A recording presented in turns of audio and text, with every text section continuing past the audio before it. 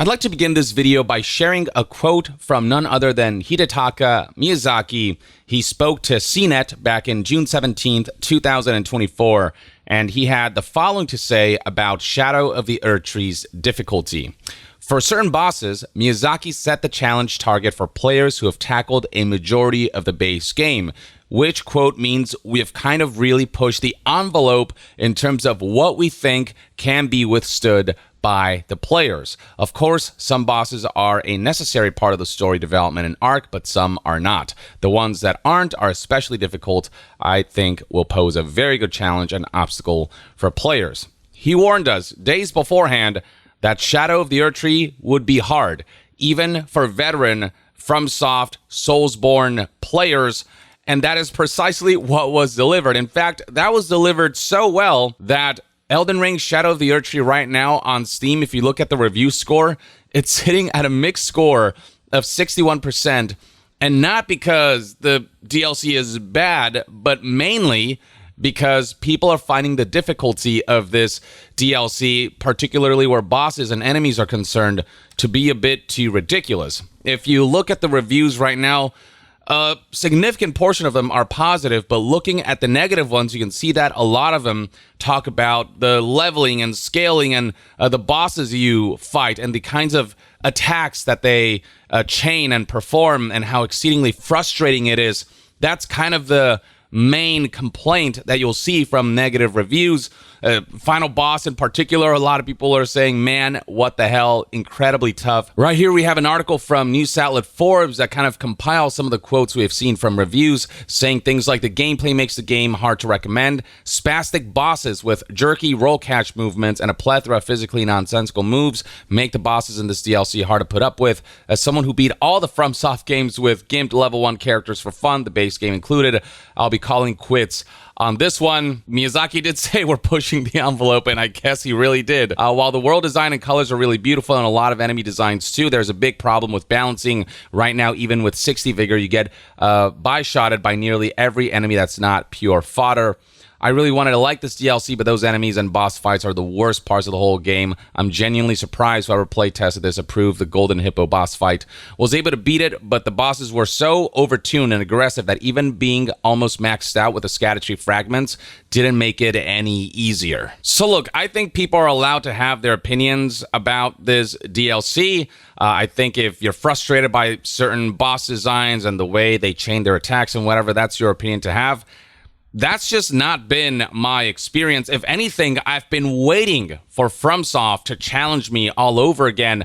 At this point, I've played so many FromSoft games and I've gotten so good at them that it's gotten rare for me to have a boss fight where I literally, I am shaking as I deplete the boss's final bits of health left. And when I do beat the boss, I literally jump out of my seat, trembling, screaming in joy, unconsciously. Just my body and my mind are so hyped about the victory that I've just achieved that I feel this overwhelming sense of joy and adrenaline that followed the hatred that I felt for the boss and the game. That to me is the quintessential FromSoft experience. And I've been getting that with this DLC. And yeah, there are moments where I'm like, what the fuck? But I miss that feeling. To give an example, frickin' Renala. I was having a really tough time with this boss battle for some reason. This is essentially a knight mage kind of combo like boss battle. And I tend to be pretty good at those particular fights where it's just an enemy swinging swords around, but just there's something about her attack patterns, the range of her attacks, and the way she weaves around the field that was just so difficult to wrap my head around. And with my present build and level of Erdtree blessings, I was just being one-shot by some of her attacks, which just made it very difficult to advance. And so I decided to adjust my playstyle. I decided to kill her by parrying her from beginning to end. Learn her attacks so well that I could parry her attacks before she could start swinging around. And that is precisely what I did, motherfuckers.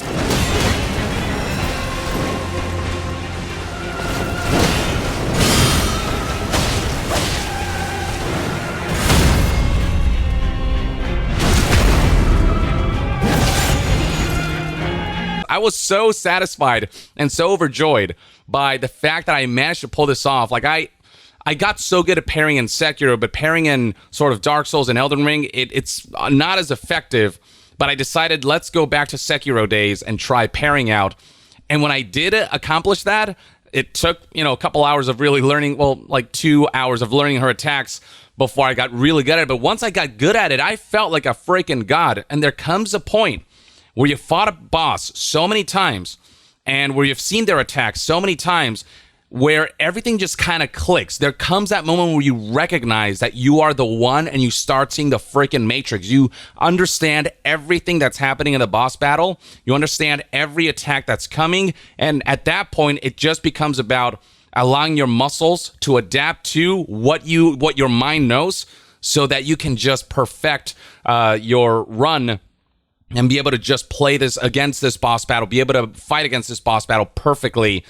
And that's what happened with Renala. And when I, beat her with bated breath, with that sliver of health left, having to be patient, wait for her attack so I can pair her before I go in for the final kill. Oh my God, like the feeling, I hadn't gotten that in a while. And I loved it. I hated it, don't get me wrong, for a bit, because there came a point where, I was this close and my mind just goes into panic mode where I'm like, oh my God, I have this much health left and now I got to go in for the kill. But then that's when I fuck up the most. And so there were a couple times where I'm like, I had it. I just had to like do one more strike and she would have been dead. And then she killed me because I panicked. And so eventually I learned to relax when I have that sliver of health left. And I was in full control of that final run when I finally did beat her. And it was just the best feeling. And to me, I think that's what Miyazaki's trying to push the boundaries of, because he knows players have gotten so good at his games that he needs to push the boundaries further to give them that feeling again. And I got that feeling again. So I, for one, am all about this. But I get that maybe not everyone is. But for those players, there are ashes. You got the summons that you can bring into the field, and there are summons. Before every major boss battle, I've seen essentially the golden signs on the floor that allows you to summon an NPC character to fight alongside you, and you can also summon an ash. So that can significantly lower the difficulty if you prefer to just kind of push along and not be, a hardcore FromSoft player like me who will not beat a major boss battle with a summon. Like, I want to do it by myself and try and find myself, and that's what I ended up doing. And funny enough, I actually beat Renala, the second major boss, first before I beat the divine dancing lion beast, because he was just one-shotting me so much. And so I decided to save that for later, explore, find a bunch of scatter tree fragments, and then beat the second boss first. I went back to the lion, and he was still one-shotting me, so I decided to redo my build. And I decided to put more points into Vigor and decided to equip certain talismans that would reduce the damage of some of his attacks. And once I puzzle this out, I beat him a lot more easily. And I fought him, and the battle felt a lot easier. So there's also that element of this game being so expansive in its freedom and in how you can build your character, that you can really, really kind of figure things out as well and kind of put things into your advantage or a little more advantageous than the battle would otherwise be. And so it's just that combination of giving me that sense of you got to get good and you got to do it over and over again until you start seeing the Matrix, combined with you got all this freedom to be able to play around with, to make the battle a little easier, to be able to tune things how you like, and to be able to find the right build that's just right for this boss battle. So I don't know about you, but that's the experience I got, and it gave me this great sense of satisfaction of I did this, and I figured this out. I got good. I used my knowledge and skills to be able to overcome this seemingly insurmountable wall. And if that's what Miyazaki was going for my part, I think he achieved it. I, for one, am really happy with what this DLC has provided, because it, for me personally, was exactly what I was looking for. As for what Miyazaki has said about the difficulty He, in an interview, straight up said that he knows the game is too difficult, but lowering the difficulty, in his opinion, would break the game itself. Speaking to The Guardian, he said if we really wanted the whole world to play the game, we could just crank the difficulty down more and more, but that wasn't the right approach. Had we taken that approach, I don't think the game would have done what it did, because the sense of achievement that players gain from overcoming these hurdles is such a fundamental part of the experience. I agree with this. I used to be very intimidated by FromSoft games before it finally clicked and I got into them. And yeah, I just thought, like, why make it this hard? It's difficulty for the sake of difficulty. But once I understood the sense of fulfillment of, like, just trial and error until your brain adapts so well, like the human capability, the brain's capability to adapt to situations is insane. And when you get to that level of almost being just like a freaking pro at each of these boss battles, it is such a good feeling. You'd feel so godlike, and not many games out there provide that sense. He says turning down the difficulty would strip the game of that joy, which in my eyes would break the game itself. Again, this is not necessarily for everyone, and that's okay, but it is for me, man. And I think it is also for a lot of people. I want to be pushed. I want to be challenged now that I'm so deep into these FromSoft games.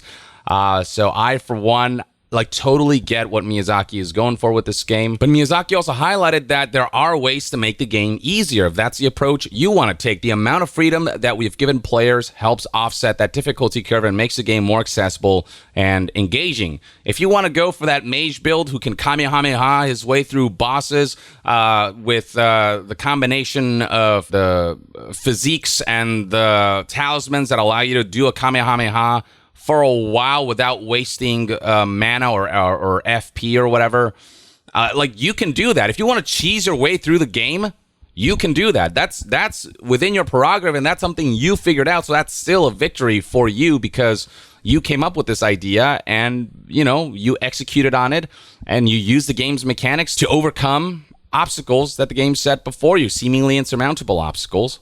But then there are those bosses that will just be pains in the freaking asses, and you just have to get good at them. And that's what FromSoft games have been since the beginning. You know, that's what Soulsborne has been since Demon Souls, you know? And it's like, of course, they have to just up the ante with every new entry because, you know, players are just getting better and better and better. But Elden Ring, more than any other FromSoft game, lets you kind of go crazy and experiment and do things that, you know, might break the game and might allow you to just breeze through it. But hey, if you figured it out, then that's your victory. So yeah, look, Miyazaki, he's a sadistic son of a gun, but he is creating a very specific type of experience, and I can respect that personally, and he's exactly appealing to what I want from new entries and new additions to the FromSoft array of games and DLCs. This is the guy who, when it comes to freaking poison swamps areas in Elden Ring, he said, I might have gone a little too far with the base game. So instead, for Shadow of the Erdtree, he imagined different ways I want to die, and in turn for the players to die. This is who we're talking about. It's like, what else are you expecting from a DLC for Elden Ring? Of course, he was gonna push the ante. Like, I'm not surprised that the game is this hard personally.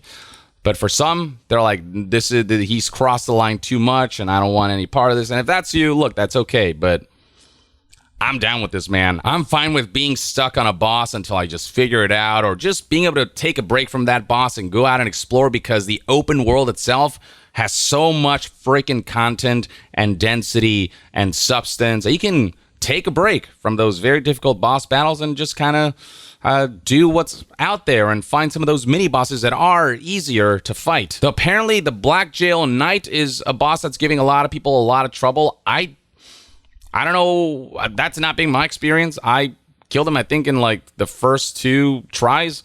I'm using the backhand blades. I don't know if that weapon's just really good against the Black Jail Knight, but I killed him very quickly. So a lot of people are having trouble with this one and putting all kinds of memes up on the internet about him.